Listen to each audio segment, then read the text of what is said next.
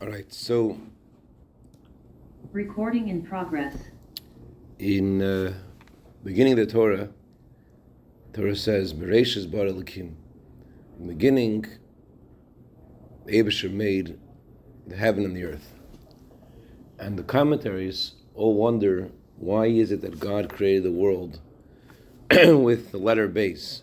Not just the commentaries, the Gemara in Yerushalmi in Chagiga asks this question: what's the point of starting the Torah with the second letter of the Aleph Bais? It actually says that the Hashem had to pacify the letter Aleph. So Aleph was upset for 22 generations. The Aleph wanted to be the beginning of the Torah until when God gave us the Torah Mount Sinai, when the Aleph was used for the beginning of the Ten Commandments. So there certainly was a argument that the Torah should have begun with the letter Aleph. Why is it that why didn't it? So Gemara says because the word Aleph starts the word Order, which means opposite of blessing, and Beis is Baruch, which is blessing. So the Torah begins with blessing. Beis stands for blessing. There's a story in Gemara about a king named Talmai. Talmai was a Greek king, and he wanted to get the authentic translation of the Torah. But he knew that if he asked the sages of Israel to translate the Torah for him, so they would all they would make it in a way that's more presentable for him. You want to get the real version. So what did he do? He took the 70 sages and he put them to 70 different rooms, and he asked them to translate the Torah individually. But Hashem gave them all divine inspiration that they all should know exactly how he needs to hear the Torah. It's interesting, some of the changes that they made.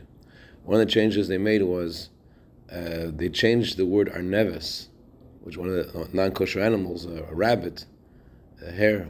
They changed it to another word, something which walks on all four legs. I don't know, whatever they changed it to.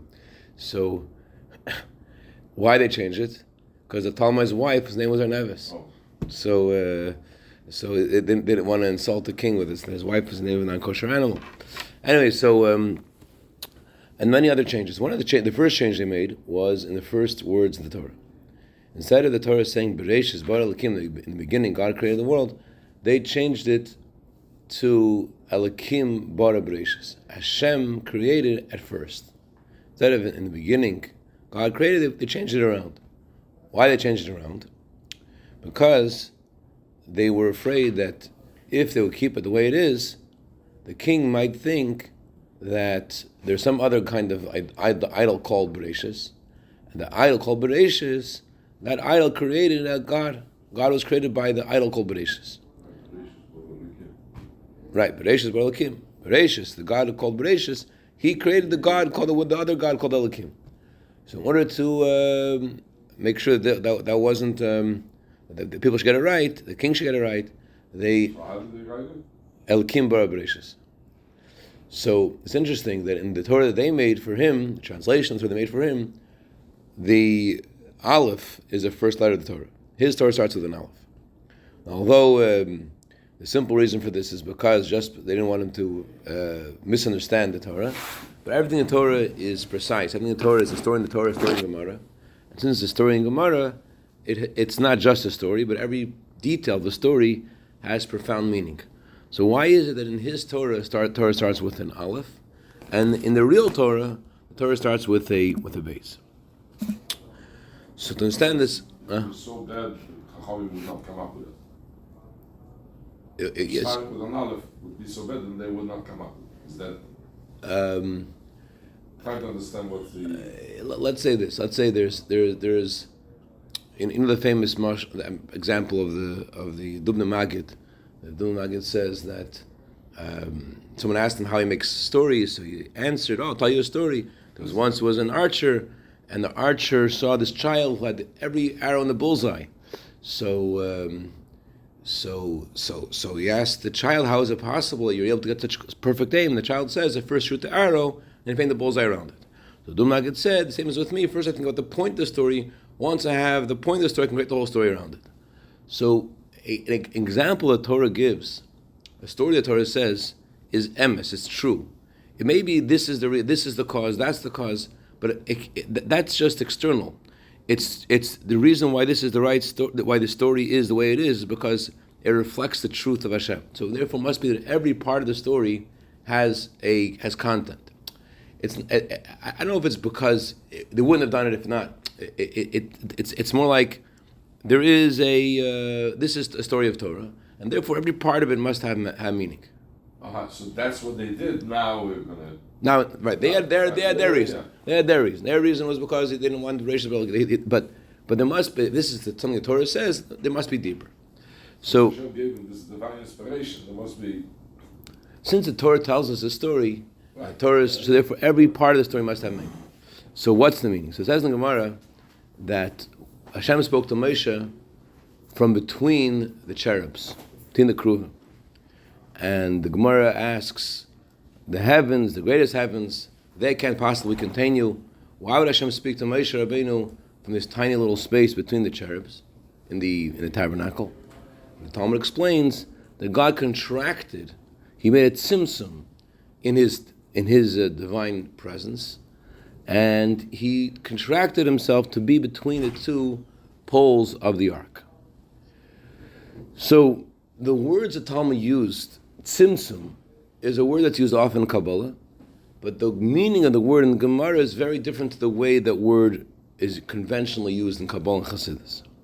The general meaning of tzimtzum is sort of like a teacher and a student. The teacher has a deep understanding of a certain subject. He wants to convey to his student something of the subject. So he doesn't give the student the full picture the way he sees it. The teacher considers, what is my student able to understand from what I've learned? And he takes that and he contracts it, and he gives the student something else. He gives the student a fraction of what he understands. He understands a whole deeper picture.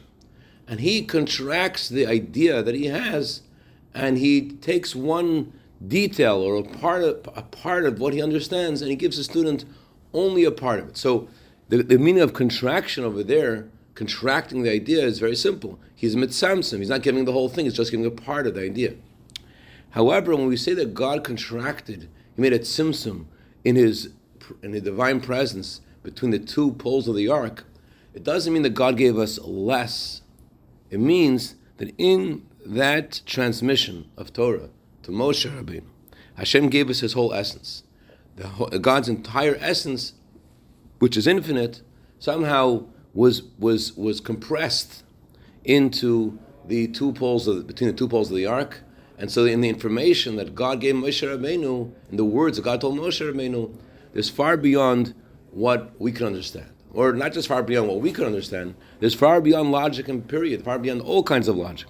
In the Torah, in the words that God told Moshe Rabbeinu, there is the essence of Hashem.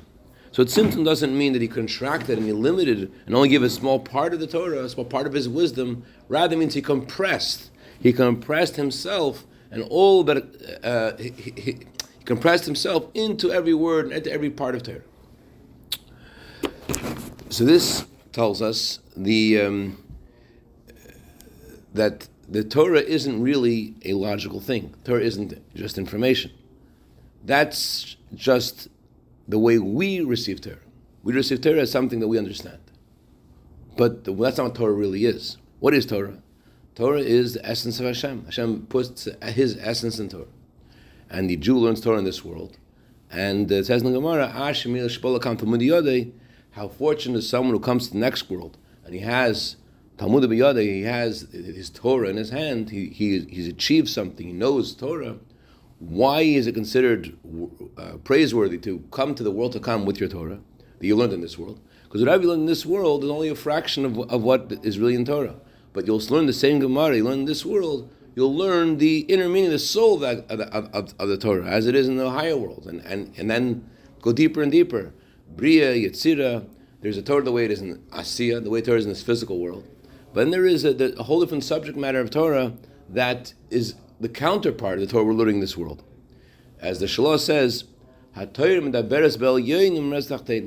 Torah really speaks about the spiritual and hints to the physical.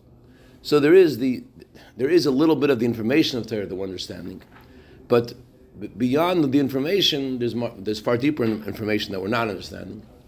And beyond all understanding, there is the essence of Hashem, which is the main ingredient, if you will, of Torah. God Himself is in the Torah. That's what we say in our prayers. With the light of your face, you have given us, what have you given us? So the next sentence is Teres Chaim. You've given us the Torah of life. But if you translate the first part of the sentence, you've given us Hashem, our God. You've given us yourself. With Hashem giving us the Torah, He's given us Himself. When a Jew studies Torah, he's not just studying Torah. He has God Himself in the Torah. So, if that's the main ingredient in Torah, that means that our approach to Torah is to connect to what's really in the Torah. What the first and most important part of Torah. The first most important part of Torah is this is Hashem. That's why the Torah is called Mashal Kanmeni. Torah is called a parable for the one who preceded the world. The Torah every word of Torah is not really the subject matter of Torah. That's not the important part of it. The important part of it is that it's a parable that in these information, you have the essence of God. So a little child's learning Kametz Alpha, and a great Torah genius is learning the deepest secrets of the Torah. But in them both, you have the essence of Hashem. The essence of Hashem is present. That's why it says that the reason that Bais Hamikdash was destroyed, says the Gemara, why was Bais Hamikdash destroyed? It was because they didn't, why was the land destroyed, the land of Israel destroyed? It was because the Torah was lost. So the Gemara explains it wasn't they didn't learn Torah. Because they didn't make a bracha on the Torah before they learned it. What's the big deal? They learned Torah. Well, what's the big deal? They didn't make a bracha. They make a bracha. At least they learned Torah. So the Bach explains it's not the actual blessing that the Talmud is referring to. They may have said the blessing. That's not really the point. The point is they didn't experience the meaning of the blessing. What's a blessing? We say every morning, "Blessed are you, God, who gives us a Torah." Besides the Torah, the most important thing is not the Torah itself; it's the giver of the Torah. There's the Torah, and then there's the giver of the Torah. When you learn Torah, the first thing that you're trying to do is connect the giver of the Torah. The fact that there's information is secondary. That's why the Torah begins with the letter base. That all that we understand in Torah, that's really secondary. That's not really the main thing in Torah. The main thing in Torah is the essence of Hashem. Whatever we're talking about, that's base, that's second. It's interesting that in the Talmud also, every book of Talmud begins with page 2, page daf base. Simple reason is because the title page is considered page 1. But a deeper reason is because whatever you understand in Torah, that's not it. So in the Torah that was given to Talmai, in his Torah, he doesn't have in his Torah the essence of Hashem. The way Hashem put his essence in the Torah that he gave to us. But in the Torah of Talmai, the Torah of this Greek king, all he has is what they're giving him. All he understands is what he understands. There's no other ingredient there. Therefore, in his Torah, so he's like in the example of the teacher and the student, where the teacher gives a fraction of what the teacher understands to be understood by the student, and all the student has is what the teacher gives him. The student doesn't have any more, anything else. All he has is a little bit the teacher gives him. However, when a Jew studies Torah, what isn't present in the Torah? What's present in the Torah is the essence of Hashem. And therefore, what does he have in the Torah? He has the Aleph. What he's learning, the understanding, is letter base. That explains why the Torah, the beginning of the study of the Torah every year, is after Simchas Torah. What do we do on Simchas Torah? In Simchas Torah, we dance with the Torah. We dance with our feet. And we dance with the Torah the way the Torah is wrapped up with its mantle. We don't study Torah. I mean, we could study Torah also, but that's not really the focus of Simchas Torah. We actually learn a lot less in Simchas Torah. And you would think, like, let's do both. Let's dance and let's learn. No, we dance. Why do we dance? Because in the beginning of something, you have to focus on what the thing is about. You have to know what the essence of it is. So when a Jew begins to study Torah, what is Torah? Lock it up. Cover it. Dance with it. It's not the information. It's not the ideas. It's the essence of God giving himself to the essence of every Jew. That's what Torah is. Therefore, how do we connect with it? We dance to the Torah. Like we're discussing on Yontif about a father and a child, that when a father wants to converse with a child and explain to his child an idea, so the mind of the father is acting with the mind of the child. However, when a father picks up his child, so there it's not that he's trying to connect with some part of the child. There the father wants the child himself. So It's true that throughout the year we study the Torah, we learn the Torah, we want to understand it. Because Hashem gave it to us, so we should internalize it and make it part of us. But what are we trying to internalize? What are we trying to make part of us? The essence of Hashem. That's why the Torah is called bread. Just like when you eat bread, it nourishes you. So too, when you study Torah, it nourishes your soul. It gives you it gives you a godly light into your soul from the essence of Hashem. And that's also why in the beginning of the day we say the bracha of the giving of the Torah. In the beginning of the day and beginning of the year, the focus is more on the essence. In anything, you first have to connect to what the thing is about, and then you could go to the details. So it has to be first the foundation. What's the fundamental element of Torah? Well, the fundamental element of Torah this is Hashem Himself. The information, the logic, the back and forth, that's all secondary. And therefore, when we start to learn Torah throughout the year, when we start learning Torah every day, the first thing we do is we dance to the Torah. And every day we say the blessing, the one who gives us the Torah. Why? Because we're highlighting what Torah is about. While you're studying Torah, if a person is carried away by the holiness of Torah, you may not understand the Tosfos he is learning. So most of us don't have that problem. But I remember hearing a story of a tzaddik. Rabbi Levin writes a story in his book about the tzaddik and the son.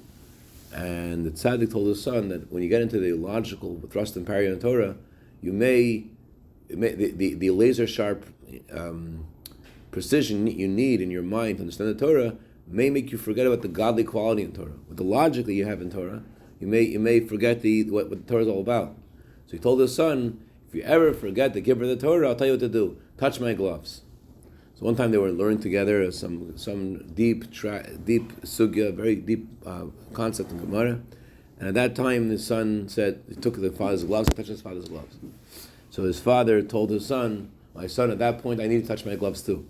There is something in Torah that you could miss. You could miss what it's really about. The most important part, which is the aleph. So that's when the Torah starts at the base to highlight to us, it's not the information. It's the essence of God connecting with us. And as we begin the year, begin studying Torah again, yes, you have to focus while you're learning Gemara on the Gemara. But before you start studying Gemara, as Alter Rebbe says in Tanya, you have to think about the giver of the Torah. Not just in the beginning of the day, when you say the bracha, but Alter Rebbe says every hour you're studying Torah, since there's a new divine energy in the world, but every hour, the Alter Rebbe says at least once an hour, when you're studying Torah, many hours in succession, there should be a moment you stop and you think about what is going on over here. This is a giver of the Torah, this is Hashem Himself. So, just like when you write a Sefer Torah, or you write a bill of divorce, the Torah says and it has to be written for the right reasons.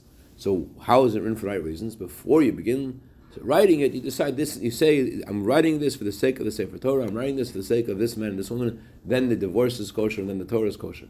So too, for our Torah study to be kosher, to be the way it's meant to be, before we begin studying Torah, we say, I'm studying Hashem's Torah. I'm thinking about it. I'm not just learning Torah.